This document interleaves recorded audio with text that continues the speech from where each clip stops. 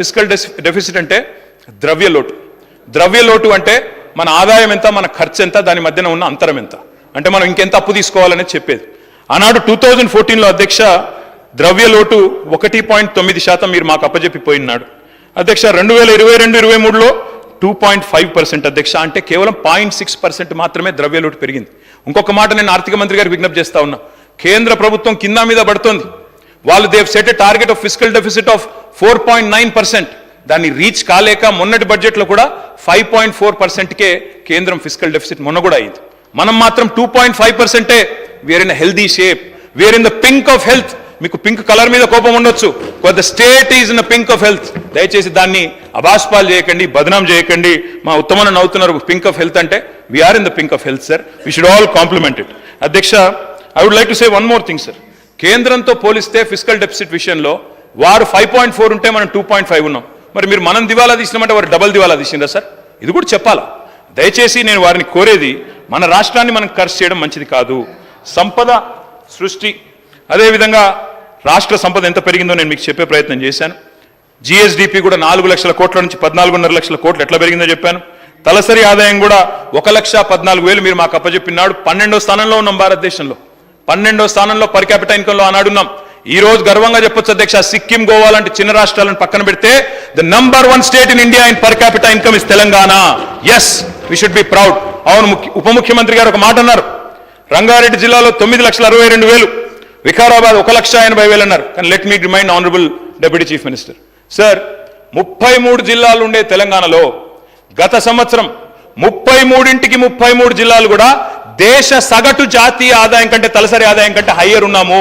మన ప్రతి వెనుకబడ్డ జిల్లా కూడా భారతదేశ సగటు కంటే ముందున్నది. ఆ వాస్తవాన్ని గుర్తించండి.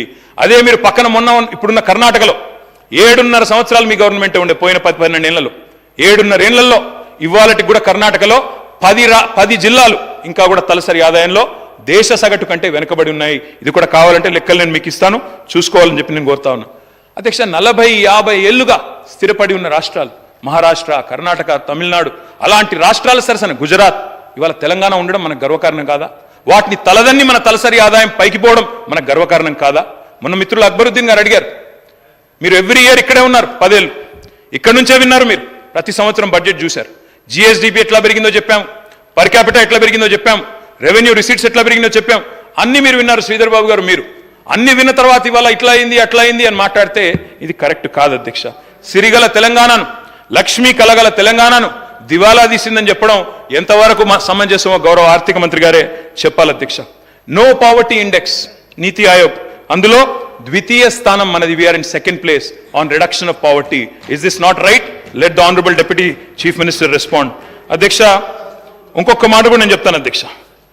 మనము దివాలా తీసినప్పుడు మనమే ఉన్నాం అధ్యక్ష. మన కుటుంబాన్ని మనమే తిడుతున్నాం, మన వ్యాపారాన్ని మనమే నిందిస్తే, మా వ్యాపారం దివాలా తీసింది, మాకు అప్పులు ఉన్నాయి, మేము నాశనం అయిపోయినాం, మాకు లోపల ఎయిడ్స్ ఉంది, క్యాన్సర్ ఉంది అని చెప్తే వస్తారా అధ్యక్ష కొత్తగా ఎవరైనా మన రాష్ట్రానికి పెట్టుబడులు పెట్టేవాళ్ళు కానీ, అప్పిచ్చేవాళ్ళు కానీ?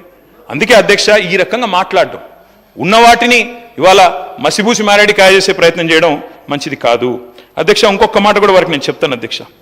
Absorption capacity of state is also important. మేము గతంలో ప్రభుత్వంలో ఉన్నప్పుడు yes, we have taken loans, but we have put it, we have invested in productive sectors. మంచినీళ్ళు ఇచ్చాం అధ్యక్ష, సాగునీరు ఇచ్చాం అధ్యక్ష, అదేవిధంగా ఎడ్యుకేషన్ బాగా చేసే ప్రయత్నం చేసినాం, హెల్త్ కేర్ బాగా చేసే ప్రయత్నం చేసినాం. అప్పులు తెచ్చి పప్పు కూడా తినలేదు, ఆస్తులు సృష్టించాం, సంపద సృష్టించాం, రాష్ట్రాన్ని దళసరి ఆదాయంలో భారతదేశంలో అగ్రభాగం నిలబెట్టాం. పరపతి ఉన్నప్పుడు పరిమితి మీరకుండా, దాని గురించి కూడా చెప్తా, పరిమితి మీరకుండా చట్టాలను ఉల్లంఘించకుండా రుణాలు తీసుకోవాల్సిందే. ఎఫ్ఆర్బిఎం విషయంలో కూడా నేను ప్రభుత్వాన్ని రిక్వెస్ట్ చేస్తా ఉన్నా, మీరు బేసిదానికి పోకండి, కేంద్రంతో తప్పకుండా మాట్లాడండి. ఇంకా అవసరమైతే ఎఫ్ఆర్బిఎం కొంత అడిషనల్గా ఇవ్వమని అడగండి, తప్పేం లేదు. మాకు తెలుసు ఈరోజు మీరు కూడా రుణమాఫీ చేయడానికి నానా కష్టాలు పడుతున్నారు, తంటాలు పడుతున్నారు, మేము అర్థం చేసుకోగలం.